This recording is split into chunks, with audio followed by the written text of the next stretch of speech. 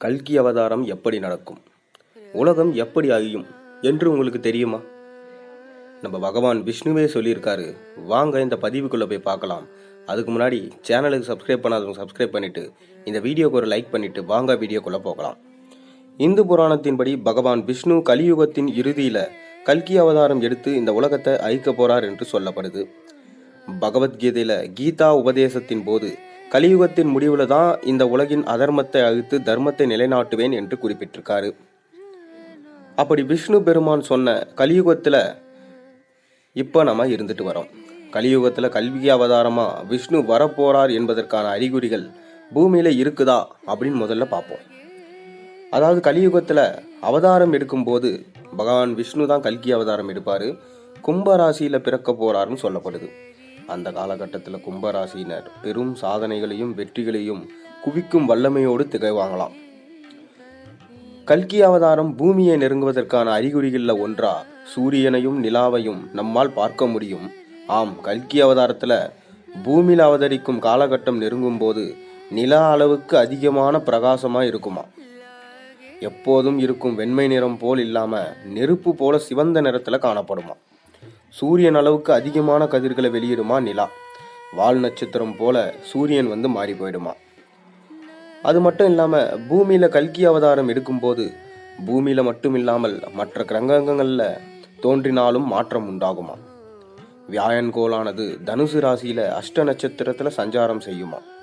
அதே போல சனி கோளானது துலாம் ராசியில் நின்று நீதியை நிலைநாட்ட வாளை கையில் வைத்து கொண்டு போர் செய்யும் ஆற்றலோடு திகழுமா. கேது விருச்சிக ராசியில் அமர்ந்திருக்குமா. இப்படி கிரகங்கள் ஒவ்வொரு நிலையிலும் சஞ்சரிக்கும் நேரமானது உயர்ந்த மலை உச்சியில பெரிய வெள்ளை குதிரை ஒன்று பறப்பது போல தோன்றுமா. இதெல்லாம் விடுங்க, கல்கி அவதாரம் எப்படி எப்போது தோன்றுவார் என்று முதல்ல சொல்லுங்க என்று நீங்க கேட்கிறது எனக்கு புரியுது.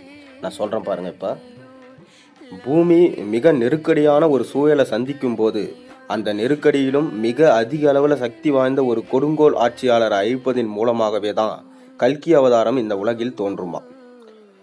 கல்கி பூமியில் அவதரிக்க இன்னும் பல ஆயிரம் ஆண்டுகள் இருப்பதா சில கணிப்புகள் சொல்றாங்க. அதாவது கலியுகம் என்பது ஒட்டுமொத்தமாக 4,32,000 ஆண்டுகள் என்று சொல்லப்படுது.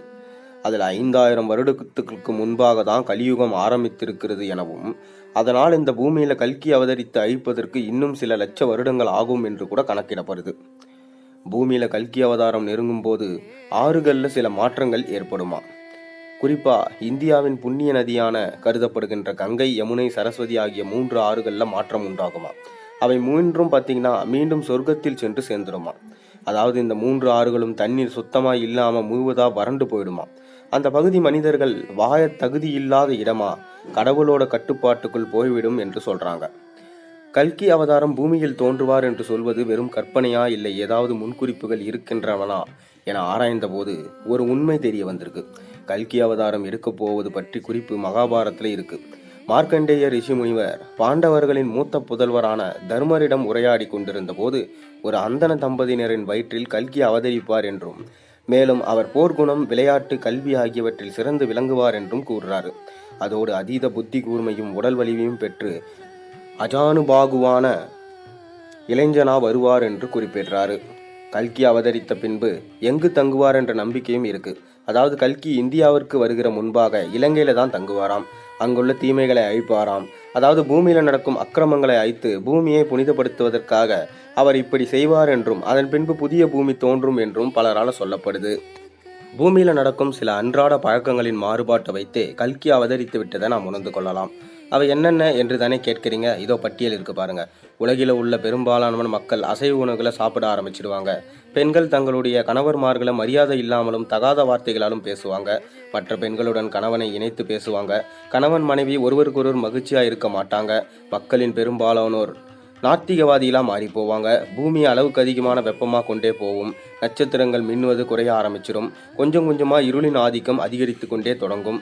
இந்த அறிகுறிகள் தோன்ற ஆரம்பித்தா பூமியில் கல்கி அவதரித்து விட்டார் என்றேதான் அர்த்தம்.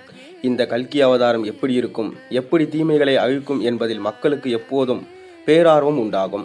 அந்த கல்கி அவதாரம் தான் கலியுகத்தின் இறுதி என்றும் சத்திய யுகத்தின் தொடக்கம் என்றும் கருதப்படுகிறது. கல்கி அவதாரம் எப்போது எப்படி வரும் என்றும் கொஞ்சமல்ல நிறையவே காத்திருந்துதான் நாம் பார்க்க முடியும். பொறுமையாக காத்திருந்து என்ன நடக்கிறது என்று பார்ப்போம். இந்த பதிவு உங்களுக்கு பிடித்திருந்தால் மறக்காமல் நம்ம சேனலுக்கு சப்ஸ்கிரைப் பண்ணுங்கள், லைக் பண்ணுங்கள், பெல் ஐக்கானை ப்ரெஸ் பண்ணுங்கள். மேலும் அப்போ தான் நான் போடுற ஒரு வீடியோஸும் நோட்டிஃபிகேஷனாக உங்களுக்கு வந்து சேரும். நாளை ஒரு நல்ல அருமையான பதிவோடு உங்களை சந்திக்கின்றேன். நன்றி, வணக்கம்.